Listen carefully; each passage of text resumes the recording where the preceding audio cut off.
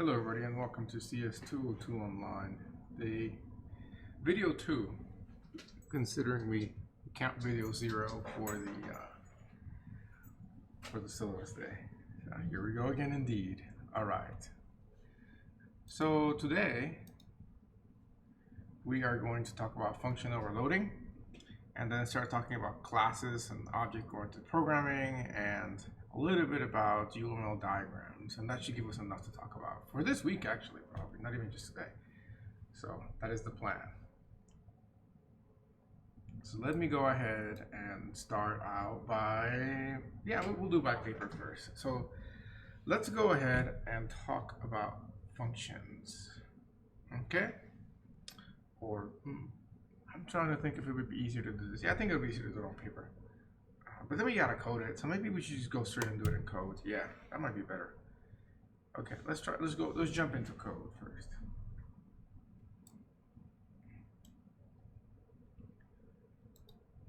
Okay, so here I have just a little bit of program set up and ready to go. Now we can just start coding in. Hope you all had a good weekend.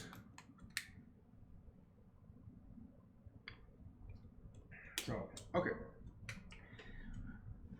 Let me propose to you a situation that you could face when we're writing a program. So let's say that we have a program that has two variables, int a, which is equal to 3, and int b, which is equal to 4. Okay? And let's say that we have a function called foo that takes both of these parameters. Okay? So let's take an int a and an int b. Now, the names here don't matter. They could be different. So I could have made this x and y. It doesn't matter, but we are passing by value, not by reference, okay? Cool. So now let me go ahead and I guess in this function what we can do is we can just see out x plus y, okay? Now let me go ahead and call that function on main, AB, like that, and there we go, okay? So this works and you know this, that it's fine. But let me propose to you a couple of changes to this basic program. First of all, what happens if I change one of these integers to a double? How is that going to affect the program? Is it still going to run the same? Is it going to run any different? How is it going to go? And it turns out that even though foo takes two integers, because one of these is not an integer, and it has no choice but to try and run that function, what the compiler is going to do is it's going to look at the data type of A and see it's a double, and see the data type of the parameter here, the signature, that requires an integer. And what it's going to do is what is known as coercion.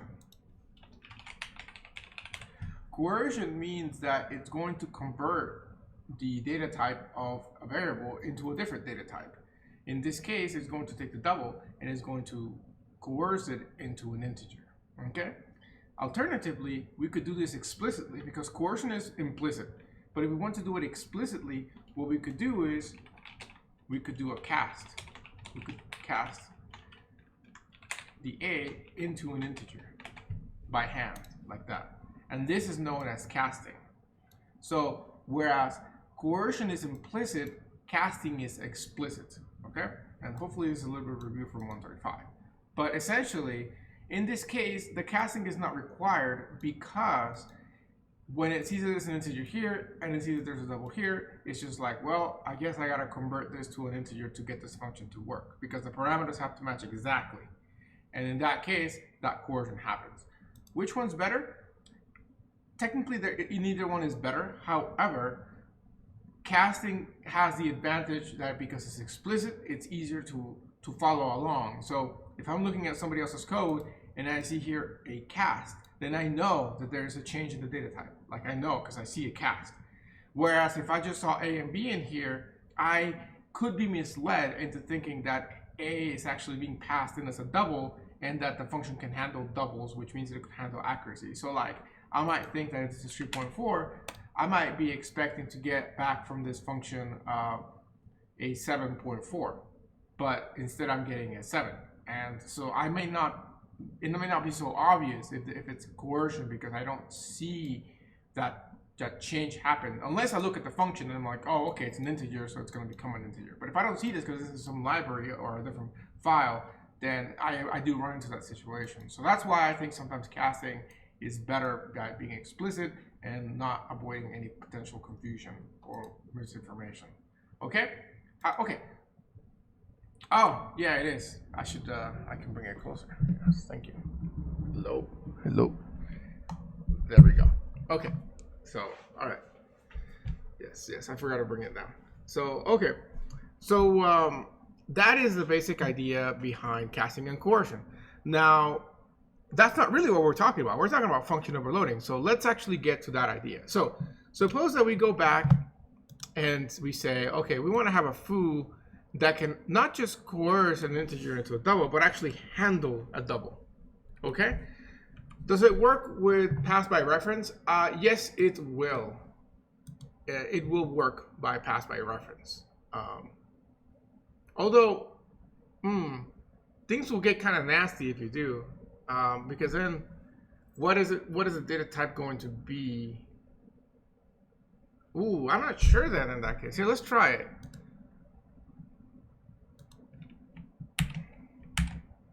Let's try passing that one by reference and see what happens.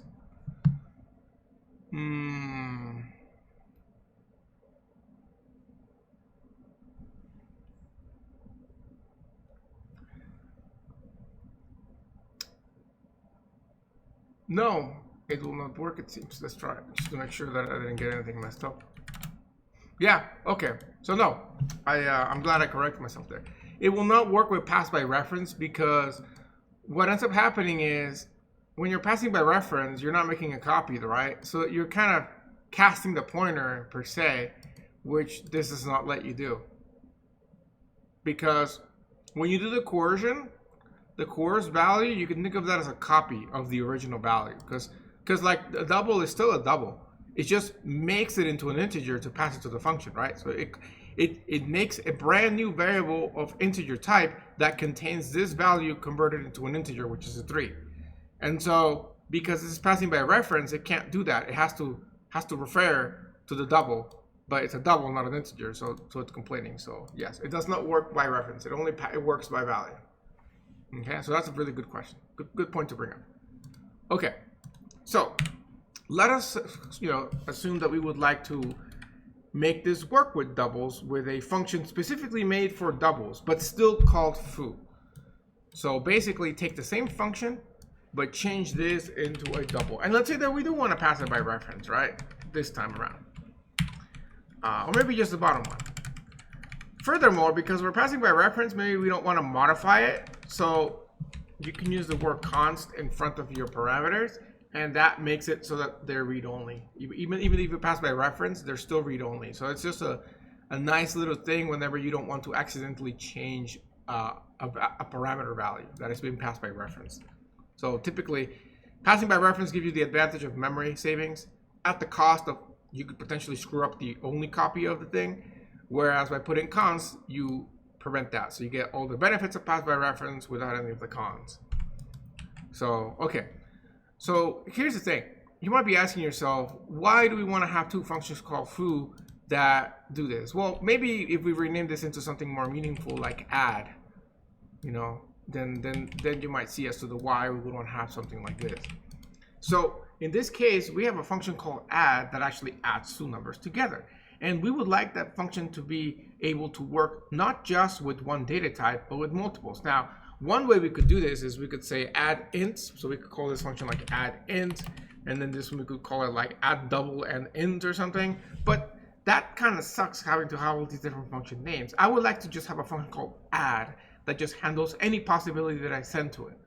Okay? And so because of that, there are multiple ways of doing that. Ultimately, that is sort of trying to achieve is polymorphism. And we haven't talked at all about polymorphism, and we won't for quite a while. And we'll come back to function overloading when we do. But really, that's kind of what we're trying to do. And polymorphism stands for poly, which is multiple, and then morphism, which means different shapes. So multiple different shapes per se. That's kind of what it means. And so really, we are trying to achieve this function that can handle everything, whether it's doubles, integers, and whatnot, similar to how the plus symbol works in C++. And so, you know, that is where the sort of reason for having a function with the same name but being able to take different parameters comes into play. And so, you know, we could have just left it at this and let coercion handle it, but the problem with the coercion is that, again, we're losing accuracy, right? So we do want to have a version that takes a double layer. That way we can get an accurate result in either of these cases. So this one, and just to show you which function gets called, we are going to put a print statement beneath that tells the function by saying int for this one, because that's the parameters of that one. And then for this one, we're going to do double int.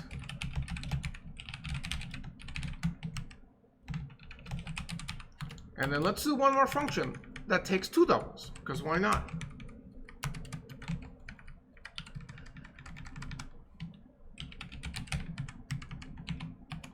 That won't pass by value, why not? Okay. So now we have the power of being able to call add on that. We call it on two integers. That'll work. Or we could call it on two doubles, like that. No. Here's two integers again.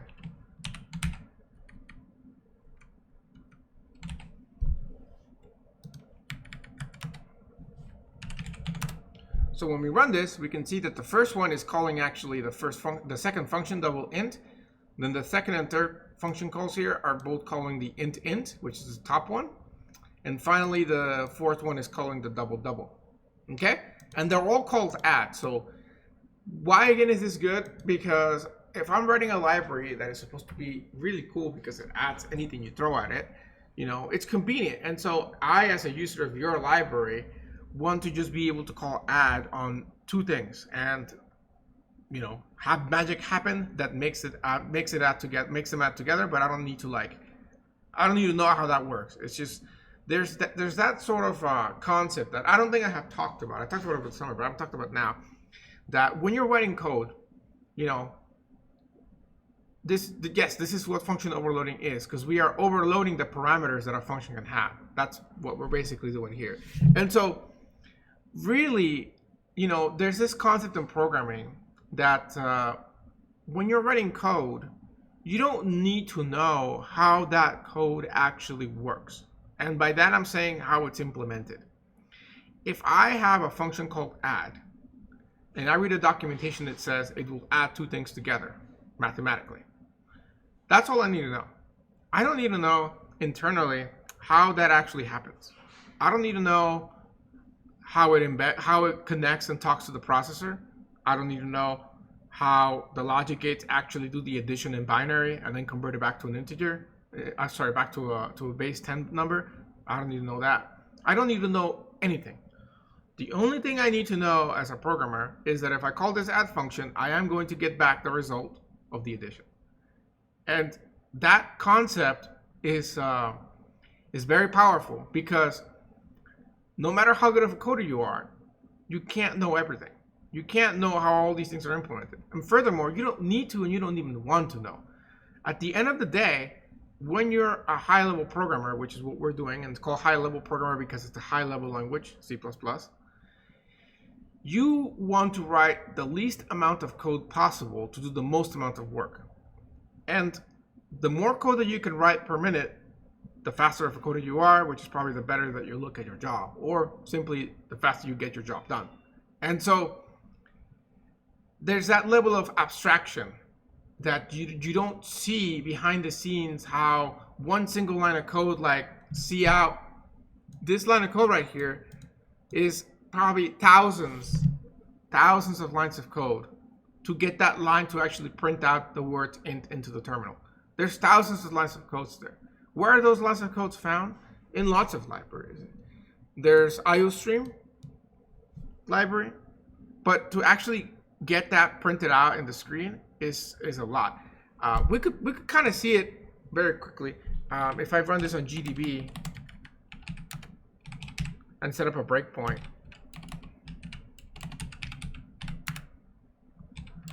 Breakpoint at line, let's do line 10, and then run. Okay, so step in, What's the command to step into? I think it's I. No. Press return to continue. Type return to continue.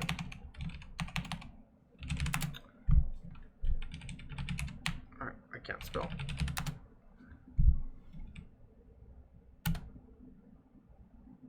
Hang on, let's try this again.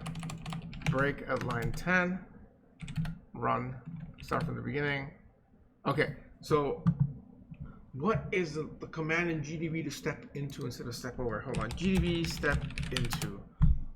S will step.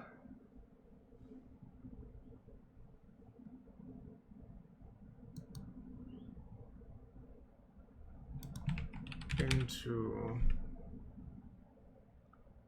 This is S. But it just went over.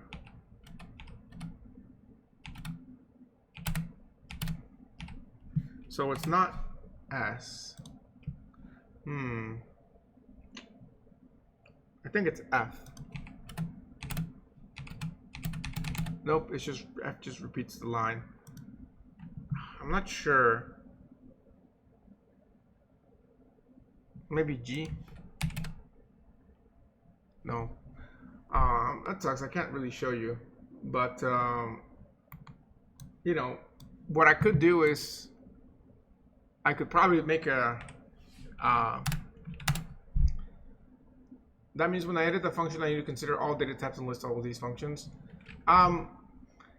Yes, but it depends. It depends what you're trying to do, because, you know, if you're writing a library, you want to make it as flexible as possible, then yes, you want to list all these possible data types. However, you know, if what you're working on, if the specific function you're working on is only meant to be used with a certain group of data types, then you don't need to worry about this, right? Because you'll never have a situation where it gets called on something that you don't expect.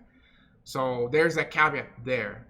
So of course, something like add, yes, I mean, it's impossible to think of things that you can't really add. You can just add everything together in life, right? Like just add 2 planes. Now you have 2 planes instead of 1. So that kind of thing. So yes. How can I show you? If I can't remember the line of code to step into, but if I crash the program, then we will get to see that. So here, let me crash the program.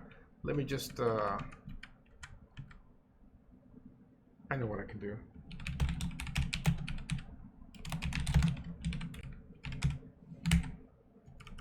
I can do this, and then just put like an ARGB. And that will crash the program. But I will show you the call stack of what cout does before it crashes. Okay, so let's run this program in GDB again.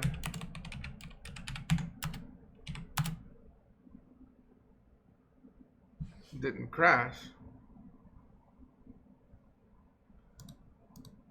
It didn't crash. Or maybe I didn't compile it. No, I did compile it. Let's try running it like normal first.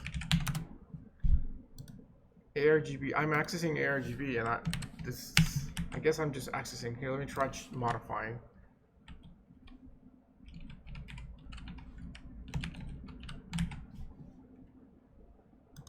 I did try S, but it didn't step in. It did not step in. You know, it's funny, when you try to crash a program, you can't get it to crash. Yeah, wow. I can't get this program to crash. That's just hilarious. Okay. Oh, well, we'll have to skip that concept. But take my word for it, I suppose, that when you run cout, there's a lot of system calls that get done, and there's a lot of code that you go through. If you look at the GDB debugger video that I have on YouTube, you can see me doing a backtrace on the call stack for a small crash, and you can see that there's like 8 different files that are called, like C++ files that are called just to do like a memory allocation. Yeah, so essentially what I want to get to this is that as programmers, we see very little code compared to the amount of code that actually runs when we call something, especially when we're using libraries and things like that. And so what I want to get to is the other side of the coin. The people that are making that code that you get to use so conveniently. The reason that you get to use it so conveniently is because they do things like this. They make one function that can take multiple different parameters, multiple different data types, all with so that you have the convenience of not even have to worry and just say add. You know, that's sort of the beauty of being able to program in such a high level language with all these libraries that are available to us. So that was kind of the whole point of me doing that. So, you know, we'll just have to imagine the code that happens behind the scenes because can't really show it to you. But yeah.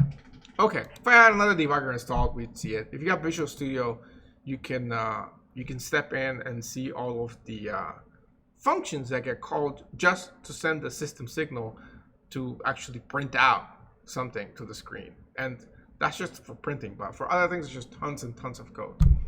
So anyways, I want to propose to you an issue that we could run into in a system like this. Suppose that I don't include, because I mean, you know, you can write as much code as you want, but you're always going to have somebody find one edge case that you could not think of and then break your program. That's just kind of like the history of the world, you know, prepare for everything except that one thing that wasn't going to happen, but then it did. And then like, bam, you know, things happen. So in this case, suppose that somebody decides to call two strings, okay? Or not even two strings. That will definitely break it. But let's just say that they call it on, let's say a float, you know, we don't really have floats here. So let's say 3.4f, comma, and then on this side we can have an integer. So 5. Okay. FYI, in case you're not aware, whenever you do something like this, whenever you put a decimal in C++, if you don't put an F in front of it, it is assumed to be a double, and the compiler treats it as such. This can cause problems if you're doing something like this. Because here, there's coercion going on. You first create a double, and then you coerce it into a float. And this is dangerous to do, because you might actually do later in the code like f equals 4.3, and this may or may not be equal because of the way that floating point values are stored in memory. This could actually even happen to a double too. In 219, they'll talk more about that. I have videos on that if you want to see, but or 218 as well. But ultimately, I'm just trying to give you a warning about that. So whenever you have floats, put an F in front of them like that, and then you guarantee that it's actually your float. And so if you do this, then if you do something like if f is equal to 4.3f, then you guarantee that would actually be matching. Okay? So just a little tip, because I have seen that happen. And those are the kind of bugs that you're like staring at your code for 3 hours confused as to why 1 is not equal to 1 essentially. And then you just like, you know, just brain lock yourself, and eventually you're like, oh, floating point is doing things it shouldn't. And then you're like, you know, you cry for a few more hours, but then you transcend and you never forget it again. So yes. I don't think that happened to me that extreme levels, but I have had situations like that happen to me. So yes, warning from experience. Okay, so in this case, notice who it called. It called the double integer, right? Because we don't have a situation for floats. So what the compiler is trying to do is like, okay, you know, there's no float parameter version, so I gotta pick from the available, which are int, double int, and double double, and pick the one that like this guy's trying to do. And so basically it's like, well, the second parameter is an integer, and so I gotta sit back and think, okay, so because it's an integer, I have two options that have integers in them. I have int and I have double int. And though it's gonna look at the other parameter and be like, this is a float. So I have no floats, so I have one option is to coerce the float into an integer, and another option is to coerce the float into a double. And it has to kind of decide which of the two it should pick. And it kind of does it sort of distance based. You know, what is closest to the number that you're trying to represent? The compiler says to itself, okay, a float is a decimal point value, right? An integer is an integer. It's an integral. It's a whole number. If I coerce a float into an integer, this guy's going to lose his accuracy. Like, it's going to mess his program up probably. Option 2 is to a double. A double is basically a float, but with even more accuracy. So then it just seems sort of obvious to the compiler. Like, okay, if this guy has a decimal, then I should keep it as a decimal. So I'm going to coerce it to the double. And so that is how that decision is made. Okay? That one's sort of clean cut. Let me show you cases where it's not so clean cut. Let's kind of flip this around. As the first number, let's pass a double. So we got double A. And as the second one, let's pass a float. Let's pass F. Okay? In this case, it called double double. Okay? So in this case, it had a situation where it was like, okay, I got an integer and I got a float. The only parameter that has integers as the first one is the integer. So that parameter matches exactly. And it's like, okay, good. I got 1 out of 2 done. The second one is a float. None of these are floats. But then the compiler's like, well, the double at least won't lose the decimal of accuracy, right? And so it actually, you know, it goes with the double double, even though when it does so, it's coercing both of its values, of its parameters, right? You might think, okay, integer, you know, it's 1 out of 2 are matching. You know, the first parameter at least is matching, right? Or sorry, no, my bad. This is we sent a double to it, so that's why I matched that one. Okay, sorry, I thought we passed in an integer to it. We passed a double. So of course in this one, of course it matches that because it's basically between these two. Okay, what I wanted to do is I wanted to pass an integer. So this one was passing with B, which is the integer. Okay, integer and float. That's what I wanted to pass. Okay, good. So in this situation here, it went with a double double because one of the first one was a double, so it's like obviously going to pick one of these two, and then for the second one, it's a float, and again it sees a double here, so it doesn't lose accuracy, so it goes with that one. Okay, but now this one is a tricky one because this one we're passing an integer and a float. Okay, and when we pass an integer and a float, again it's either the integer up here matches, right? But then it doesn't see a float, so does it coerce the float into an integer and lose accuracy? Or does it just make the integer into a double and then make the float into a double and call the double double? And it turns out that it doesn't know because it gets to the point where both of those choices are sort of the same distance away from the start. And because it's sort of picking which one's closer choice or better choice, it can't decide. And because it can't decide, it doesn't want to make a mistake, it stops and gives you an error. In this case, the error is kind of relatively descriptive in the fact that it says that call of overloaded add int float, which are the parameters that we're trying to call it with, is ambiguous.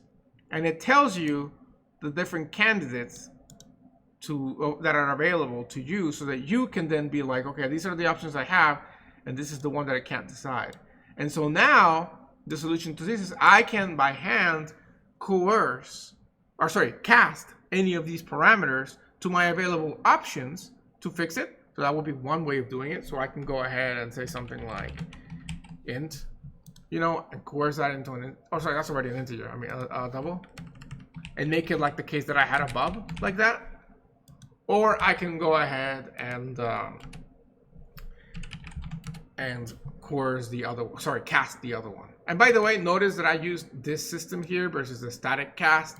This is the C. This is more of the C style of casting versus C++ style of casting. And I just thought I'd show you one case by doing that. But yeah, you're free to use either method. Okay. Again, the other one. Let's say we want to cast this for some reason into an integer. We can use the other method, static cast int, like that. Okay. Those are the two ways of casting. I encourage you to use the static cast method because it's C++ style. And also when we talk about other kind of cast, we'll have to use this method. But we still haven't talked about what these symbols are. Like, I mean, we saw them with the templates. I'm sorry, with the vectors. They are templates, but we haven't talked about templates. So anyways, As you can see, this function overloading stuff can get a little bit tricky because you have to make sure you account for all cases. By the way, the other option instead of casting would be to simply add another add function that handles floats, right? Or even better, you know, we still haven't considered the possibility of these being strings. You know, they could be strings. And in that case, what do we do with those? There could both be strings. One of them could be strings. There could be a mix and match, right? But if we make them both strings, what exactly does this mean? Well, this actually works pretty nicely because it turns out that that's just going to concatenate the strings. So that's really all we need to do here. Once we talk about templates, by the way, we will revisit the same idea and like do this in like one single function, which will be a templated function. And you'll be like, wow, this is amazing. Why did we show function overload in the first place? Because there's still a case where it might be useful. And by the way, the thing about function overloading is that you don't see the problems until you actually face the problems. And by that I'm saying, basically, you might think you have all cases covered until, again, somebody comes with that edge case that is not covered. And then you're like, oh, damn it, I gotta figure this out now.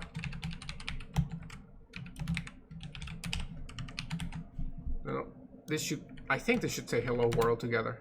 Yeah, it did. So, perfect. As a little teaser, because why not? Let me, here, I just called it hello world with that. And so that basically put it together. As a little teaser, let me show you what this would look like as a templated version of this. And then you can either go to my video on templates or wait like two more months until we talk about templates. Okay? Do I even remember how to do that? Even though I did it like 2 weeks ago.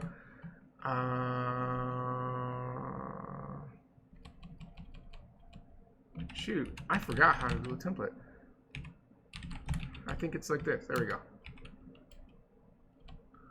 We'll call this one add with lowercase.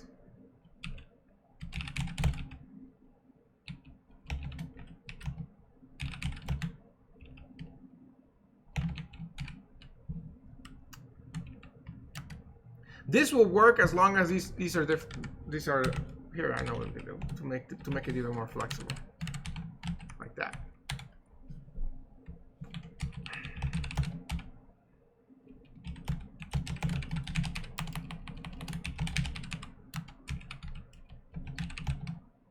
And then there's a function that we found the other day. I forgot it already. That you can actually do it to print out the data type of a variable. I think it's something like type info. Maybe is that it? Maybe. I don't know. But anyways, ignoring that part, this function right here is a templated function. This will take care of all doing the same thing as this. Just as a quick proof of that. And again, we will talk about templates for like maybe an entire class period. But I would like to show you that, you know, if you feel like, oh my god, I hate this function overloading stuff, there is hope up there. So I think that's pretty much it. Which one did it not like?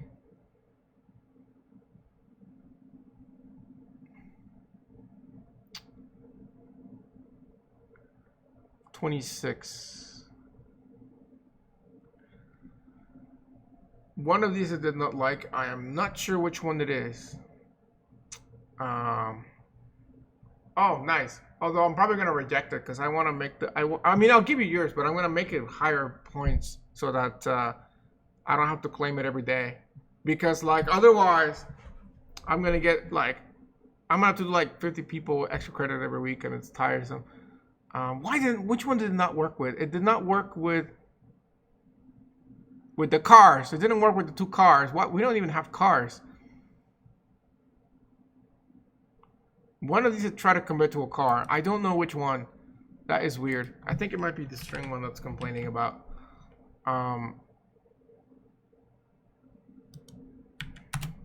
Yeah, it didn't like the string one.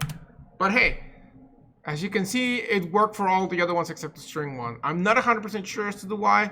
It assumes that these are strings for some random reason. I don't know why it did that. But you can see that at least it worked for the other ones. So hey, we got most of them out of the way. And we could probably fix the string one later. Probably because there's the same type. And that could be the reason as to the why, but I'm not 100% sure.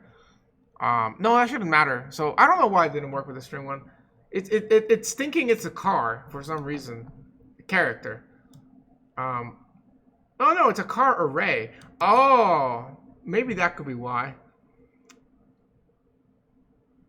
Ah, yeah. So it's actually thinking that, and it is correct. It's not. See, this is where the compiler's like lawyering us, because technically speaking, this is not a string. This is a constant array of characters, and it's passing it as such. And you can't add two arrays, right? They taught you that in 135. You can't add arrays together. You can add strings together, and so. Whereas in here, there's actually coercion happening that we didn't really think about. This is being coerced from a constant array of characters into a string. These, on the other hand, are not. So that's the error. So the compiler is smarter than us in this scenario, because it actually figured out that this is not a string. So I'd have to manually cast it to a string to get it to stop complaining. Here, we'll do it in both methods so you can, again, I don't ever mix them like that. This is just to show you that both methods work. But there we go. So now it works, okay? So yes, technically speaking, we got lawyered by the compiler, because yes, that is a constant array of characters and we can't add arrays together. So now we're like, okay, this is not really a constant array of characters. It's actually a string. So just concatenate them, because you can do that with strings. So there you go. It looks like the strings are being read as character strings. Yes, you're right. So yeah, you were right as well. I didn't read your message until now. So, but yes, you were indeed right. So, but yeah, so check this out. We, option A, writing 50 different variations of the function. Option B, 4 lines of code. You can see that this is our future versus where we're at now. But just wanted to tease you with templates for now. Okay, the template seems easy. This seems easy, but templates can get pretty nasty. I will tell you that. Like, I'm glad that you think it's easy, and I don't want to like negatively block you. Then you have like a brain block because I said it's hard, but they do get pretty nasty. All right, like it's not with functions necessarily, but when you start putting templates inside of other templates inside of classes, the syntax gets pretty nasty. But like I said, there's a video, so if you want to use templates already, you can use it. I'm fine with that. It's a good thing actually. Template practice is very important. But I still wanted to make you aware about function overloading as an other alternative. The last thing I want to talk about, which is a little bit of a bonus topic that the reason I'm talking about it is because they might have not talked about it in your 135. Like I talked about it in the summer, but some may have not, is the concept of a default parameter in a function. Okay? So default parameters in functions. So going back to our uppercase add, suppose that we wanted to have the ability to give a default value to a parameter when they don't pass it in. So maybe we want to be able to have, and this might not make much sense with the add, but we'll do it anyways. So let us say that we have, let's do a subtract, just so we have a clean slate of functions here. Otherwise, we're like patching code. So let's say with the subtract, we want to take 2 integers, again, as the most basic case. We'll call them A and B. But here's the thing. We make it optional that if they don't pass a B, then we just set it to 0 for some reason. Okay? We can do that. And this is the syntax for it. You just say equals to 0. And so now, if I call this subtract function, and I call it with like 4 and 5, let me put some body in the function. So maybe like cout a minus b, I suppose, would be a kind of a meaningful name. And then for the cout, let's say sub int. Okay, just to kind of separate it from the addition functions in the output. Hold on. I broke something. I forgot semicolons, that's what it is.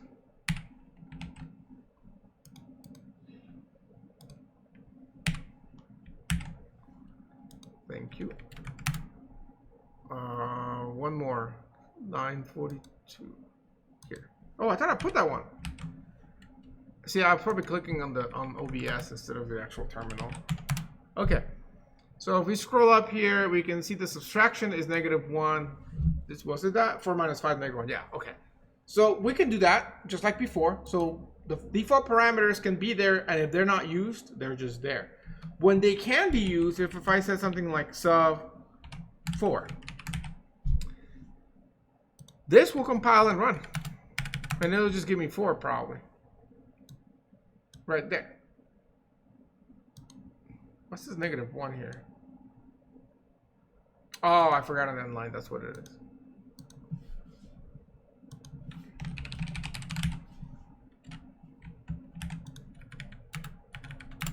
There we go. So we can see here that the answer is 4. And we don't have a problem, even though we're passing just 1 parameter. Even though you see here 2 parameters, we're only passing 1. And again, the reason why is because the way default parameters work is that if you have a function and it has a default parameter, it makes it like an optional parameter. If you don't pass it in, the default's going to kick in. In this case, the default is just a 0. And so it might not make much sense as to why I have this in this function, but you can probably imagine some cases where it could be useful. The most common one that we will talk about is in constructors once we get there, maybe today or on Thursday, okay? So default parameters can be very, very useful, and they're used very often in programming when you're writing a function like getLine. Okay, everyone remember getLine? getLine works by reading in the input, but instead of using the white space to stop like cin would, you can actually set a specific delimiter to it, or by default it will read onto the line feed. So the way getLine works is it's got multiple parameters. The first parameter, I believe, is the IS stream that is reading in. The IS stream is basically the cin, or it could be an fin if it's from a file, right? That's what it stands for. I know there are some questions on this on Discord with the OS stream. This is the IS stream, is the opposite of that. So in this case, it's typically going to be cin, but if you're opening a file like fout.open or whatever, or ofstream fout and fout open file, then that would be fout. Well, and I guess fin because you're reading in. So ifstream fin and then fin.open, and then you would do fin there. Okay, that's the first one. The second one's the string, where you're going to store what you're reading in. So you want to have some sort of string, you know, like that, and that's it. You can run this, and what this will do is it'll read the first line of your input, and it'll stop when it sees a line feed. Okay, that's the default usage of it. That's because getLine has a default parameter. That default parameter is a third parameter. The third parameter turns out that it's what's known as a character delimiter. What that means is that I can pass a single character as a third parameter. If I pass a line feed, it's going to do the same thing as the default, which is again read onto the line feeds. But I can change this. I can change it to a comma, for example, which you might have used in the first assignment, to basically read in until you get to a comma. And it can be very useful for parsing input. So getLine, the way that it handles that, so you can call both getLine with that parameter and without it, is the default parameter. Can the delimiter be previously declared variable? Yes, it can, as long as it's a character. So you can do something like car C, and then at some point C should get assigned to some value like that. Okay, it should be a car, not a string, but I'm surprised. See, it was cool enough to let me actually pass in a string, because the double quotes typically mean string in C++, so that's cool. It was relaxed enough to actually let me pass in a string, which is interesting. So I guess that actually makes sense, because you can have your delimiters be like complicated characters, I guess. No, in this time it didn't let me, so I guess it's just a really not, I guess maybe C++ just makes it a car because it's a single letter. I don't know. Does getLine read in the delimiter of the previous getLine?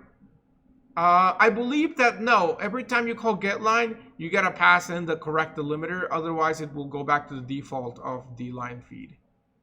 Does it have to be a character since getLine reads the data as a string? I guess so. We just tried 2 characters and it didn't work. So yes, although interestingly enough, it actually was okay with accepting this, which technically is a string, but Oh, now it's not accepting it.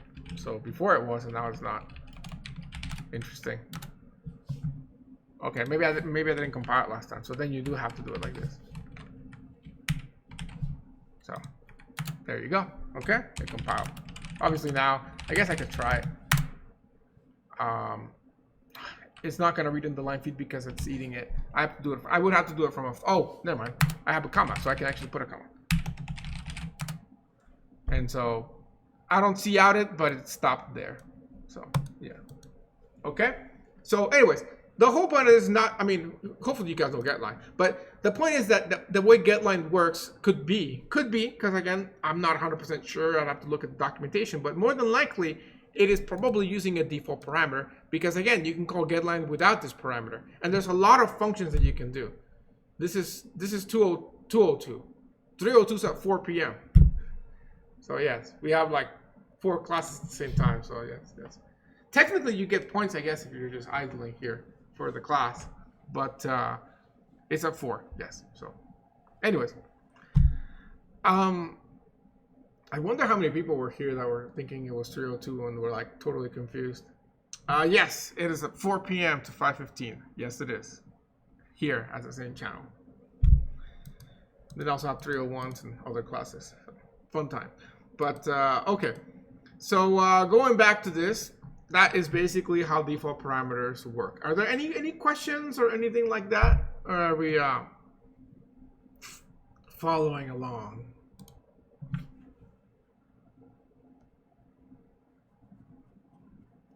So no problem. Following along. Okay, cool. So from that, now let's talk about classes then, finally. So let's move on from this, and I'll just save it, and does it still run? Let me comment out the get line, and then see if it runs. That way I give you guys working code once I share this. There we go, so it is still working.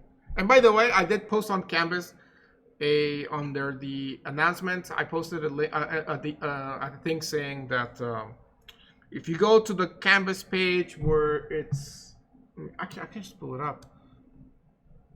Under video lectures live stream uploads, which is the second thing. So this one right here.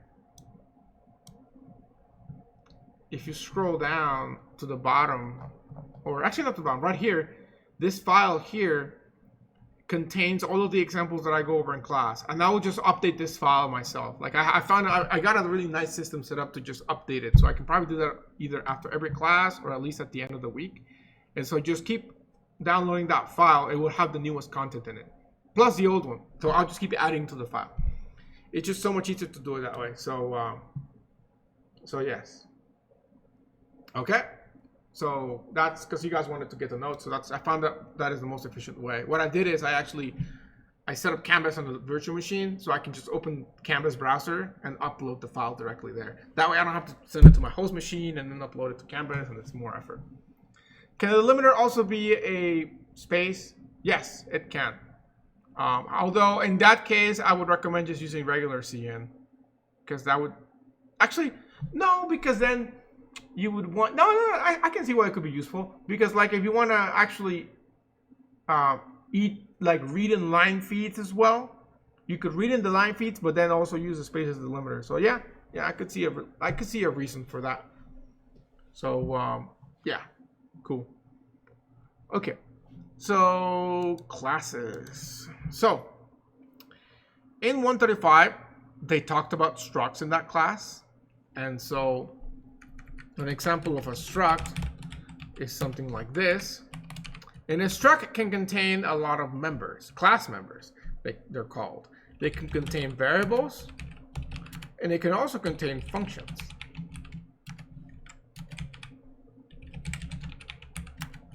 Your functions can do a variety of things, such as, output text.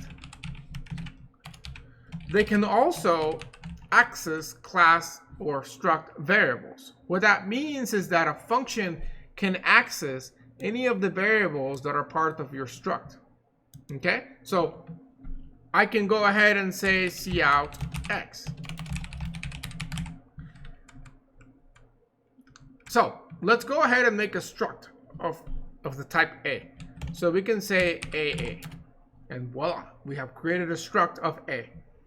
This A contains all these members in it. It contains XY, it also contains foo and bar. Technically speaking, when you create a struct,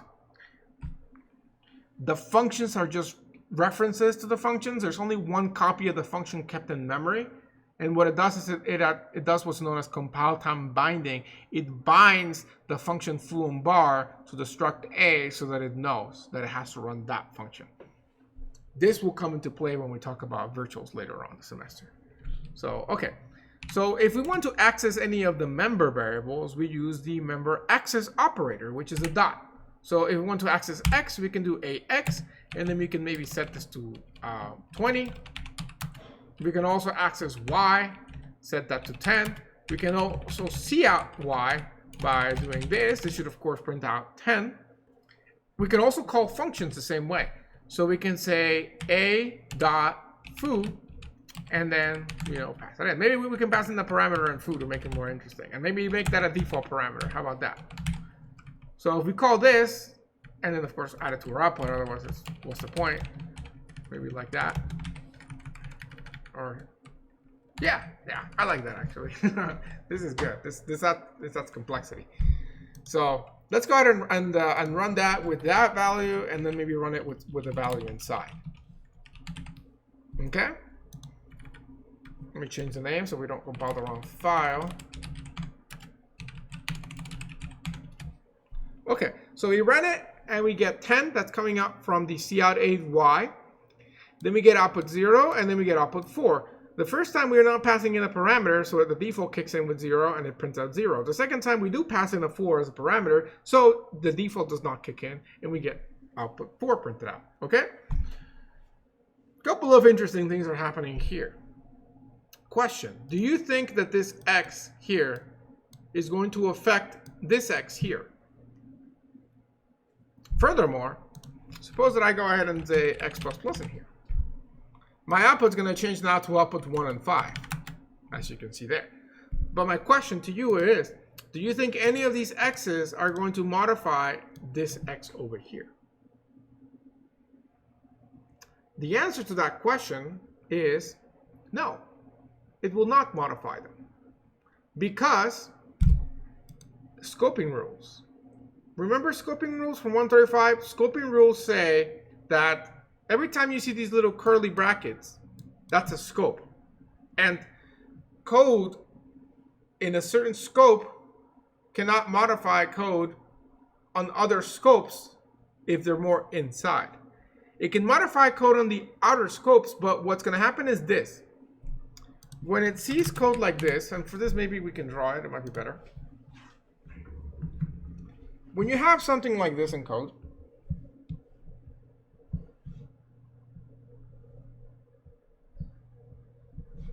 these are all curly brackets, or at least I try to make them be.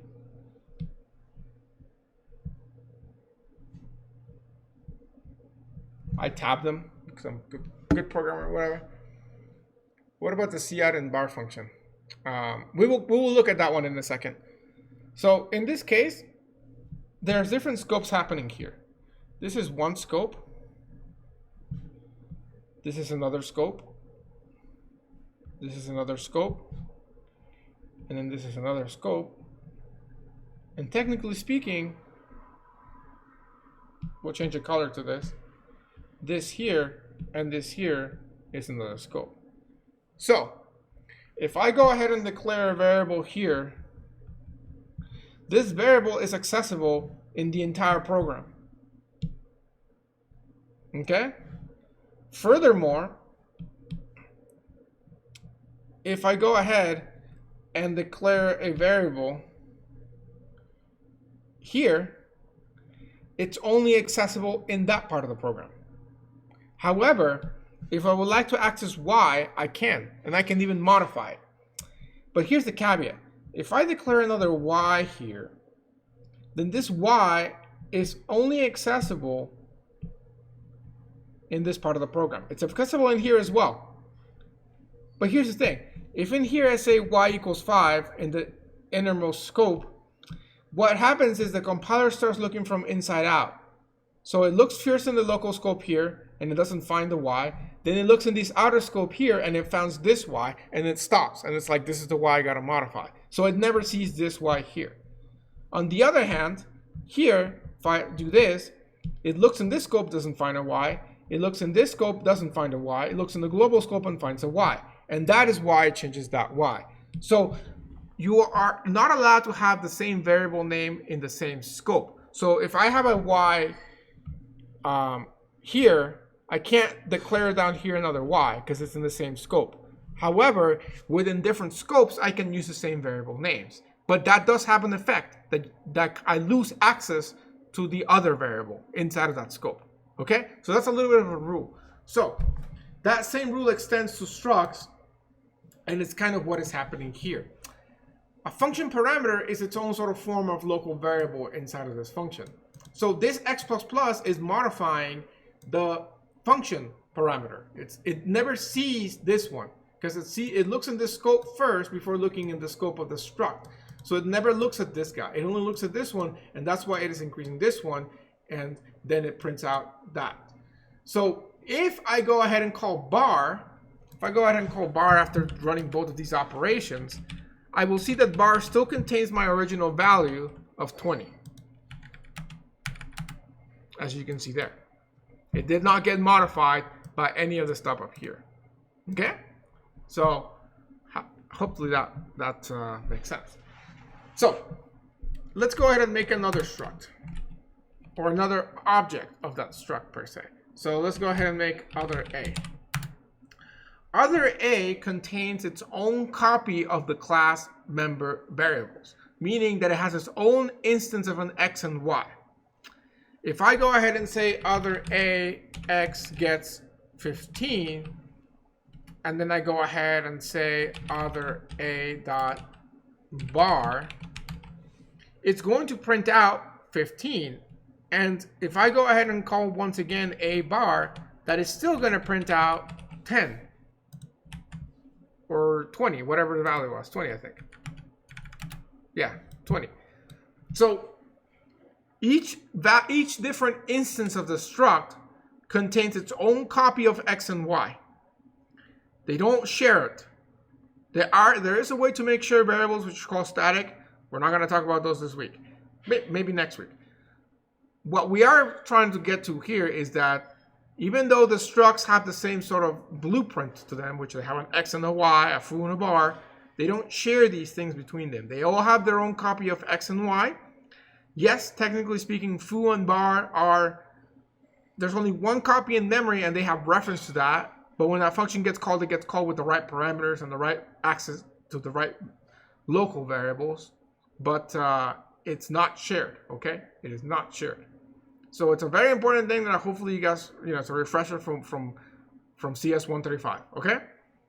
So yes, that is going to be basically the idea that each struct has its own local variables, okay? So the topic of the class is not structs, it's classes, right? But it turns out the structs and classes are basically the same thing. All I gotta do now to change this into a class is literally change the word struct to class, lowercase.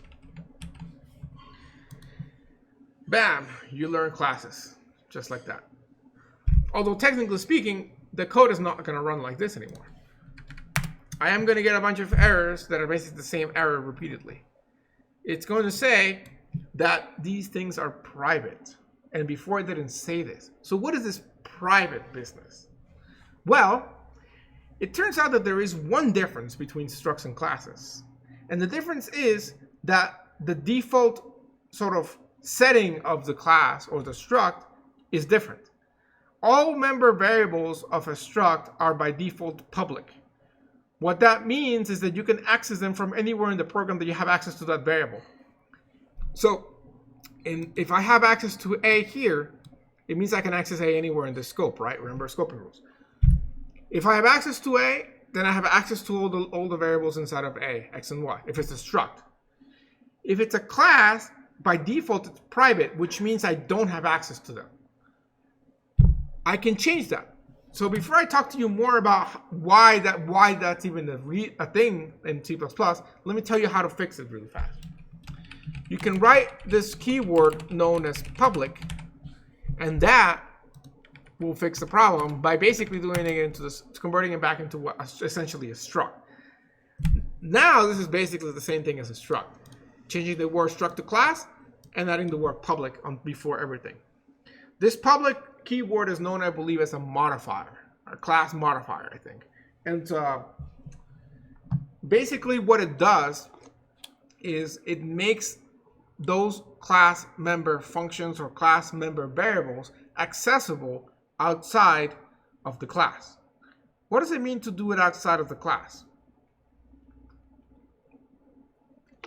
What it means is that sometimes it is beneficial. There's this concept in programming. Let me backtrack a little bit.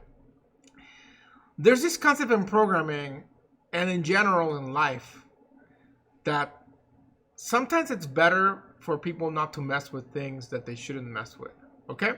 Now, this sounds very cheeky to say, but let me give you an example, a real world example of that. Okay?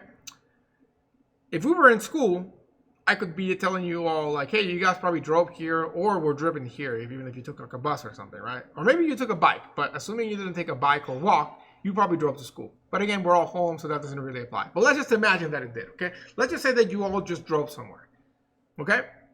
If you've ever driven a car, you know that there's different sort of inputs the car requires for operation, right? There's acceleration, there's pedal, there's a brake pedal, which helps you to decelerate quicker than just inertia and whatnot.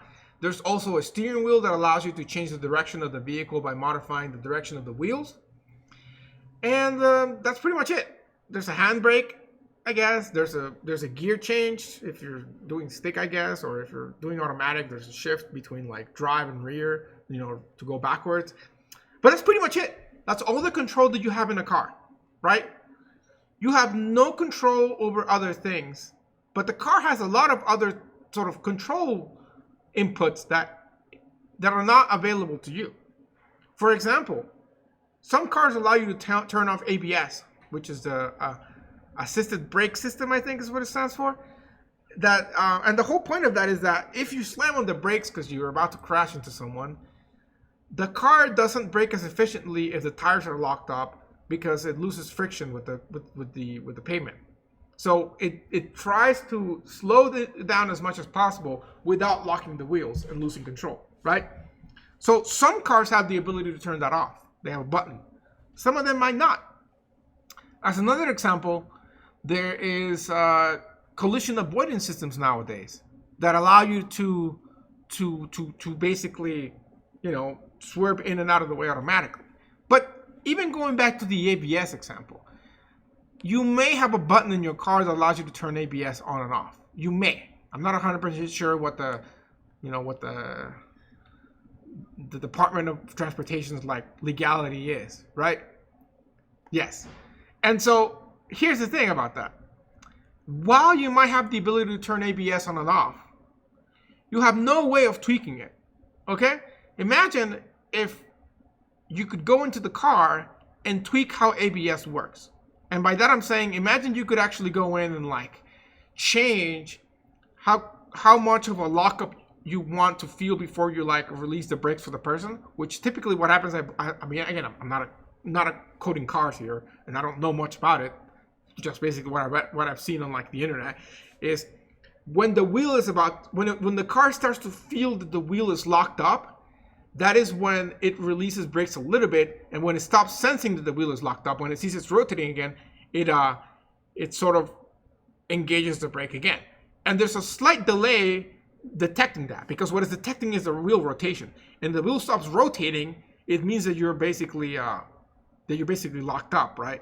And so that's kind of how it works, right? There's some sort of delay timers involved there and sensors for that. Suppose that you could tweak those in the car. Suppose that they were easily tweakable. You know, like you could go into the computer of the car very easily. There was like a terminal. You could type in code. You could even recompile the code that actually works with the ABS brakes. You could change all the parameters, okay? How quickly do you think somebody would try to do that, break the ABS system, get in a crash, get injured, and then sue you for it as the maker of the car? That would take probably less than a year before somebody happened to go through that situation, okay? Probably like some street racer or something, probably like changes that system or something, and next thing you know, the car's on fire because they crashed and blah, blah, blah. So basically, what the automakers have decided is you have all these great features in your car that you can interact with and you can use, but you're highly limited in how you can actually really change them. They're sort of locked, like take it or leave it. You want to turn off ABS? Here's a button, but you can't tweak how ABS works. You can't tweak how power steering works.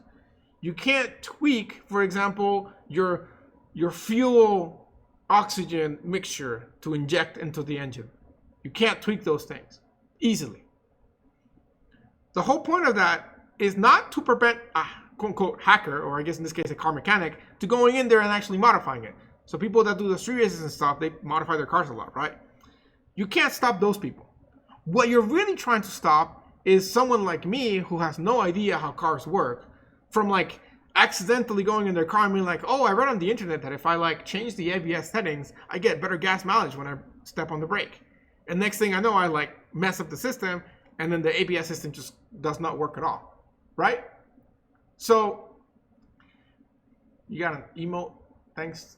Interesting. I don't know what that means, but okay. So basically, there is a certain sort of idea of an honest man's security in that you want to hide the internals of how something works, not because you don't trust them, although technically you don't, but to avoid them from making honest mistakes by tweaking something they really shouldn't. Okay? And that sort of same concept applies to programming. And sometimes you have these amazing libraries and functions that you create for people to use, but you have a certain amount of code that you prepare. You sanitize your input, you check for specific parameters to make sure that they're not passing in garbage that makes the program sec fault and crash, but you can't check every possible single variation of that. And you can't, and so you add in this idea of private variables and classes to prevent people from changing things they shouldn't, such as the parameters to an ABS system. And that's exactly the reason behind private variables. And so sometimes, if you want to let the user modify those values in your sort of secured area, you may use a concept of getters and setters. Now, what are getters and setters? Getters and setters are functions that modify these private variables. However, it's a lot better to have a function that modifies a private variable than to have direct access to the user. And by user, I'm saying the high-level programmer that's working on the code. Example, ABS system. You can turn it on and off, but you can't change the values. Let me give you another example. Suppose that you were trying to store a number inside a variable, and you only wanted to have positive numbers. Option one is you make the variable public. Anybody can access it. So I can do something like I did here. AX gets 20. And I could warn the user and be like, do not put a negative value in here. Do not put a 0. If you put these values, the program will crash. You could do that.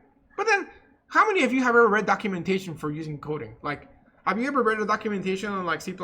You might have, but you haven't read everything, right? So, documentation is great and it has its purpose in sort of coding. But the honest truth is that a lot of the times we don't read documentation in full detail. We just kind of read it whenever something breaks and we need to fix it. And so, yeah, sure.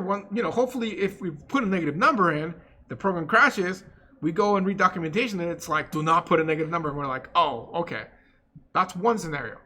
Scenario two is, if we can stop those errors from ever compiling, then they'll never have the problem of crashing because they'll see the error at compile time. That's exactly what we're going for with the private variables. We make something private, and then we make a function to modify that private variable. And in that function, we can add an if statement checking if the number is negative.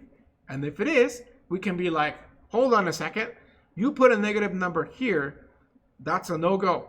And in that case, either give them like a compile error or simply give them an execution error that says, a print statement says, try to put in a negative value, this would have crashed the program, you're not allowed to put negative values, program has terminated, but here's your error message. Or simply changes it back to a 0 or a positive number, okay?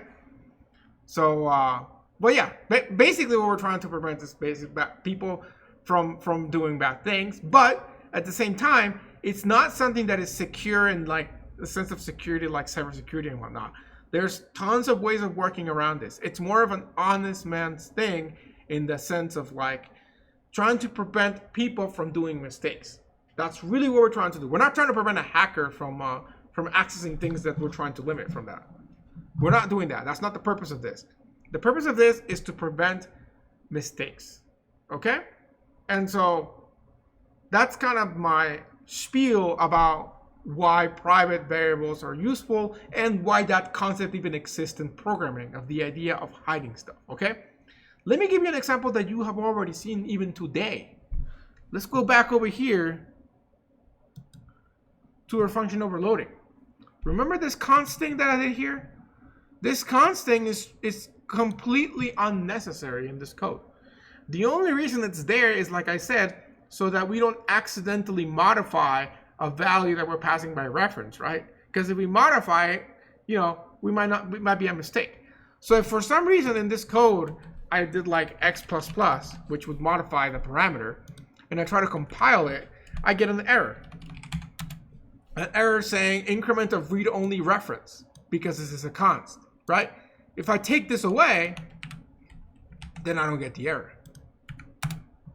Oh, well, I get a bunch of other errors apparently, probably related to other stuff. But the point is that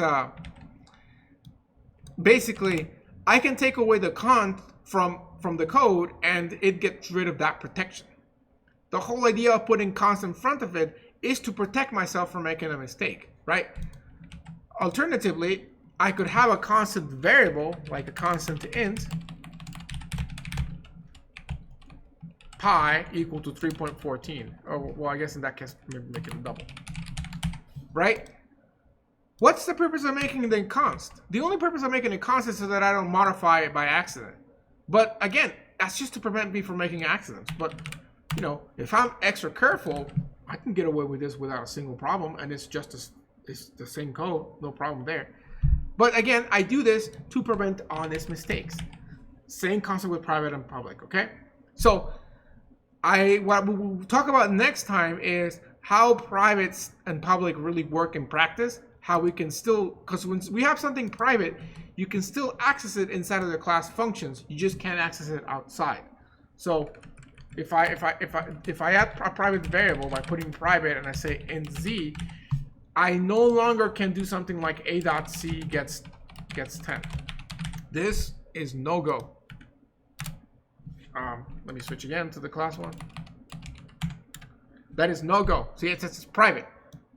However, I can make a function public and make it modify that variable there with what is known as the getter and setter. So that's kind of what we will talk about, but we will talk about that next time. And I'll give you another example that I gave of the summer, which was a bucket concept that I like. So yes, hopefully that sort of introduces you into the concepts of public and private and the idea of information hiding, which is another name for this.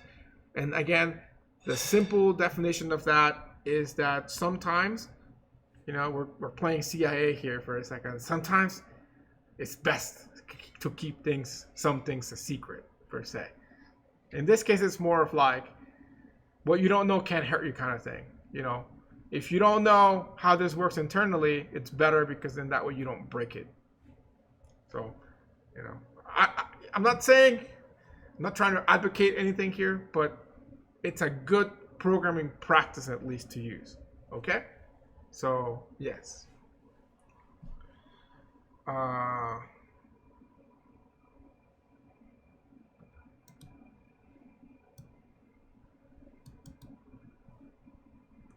don't know what this emote thing is.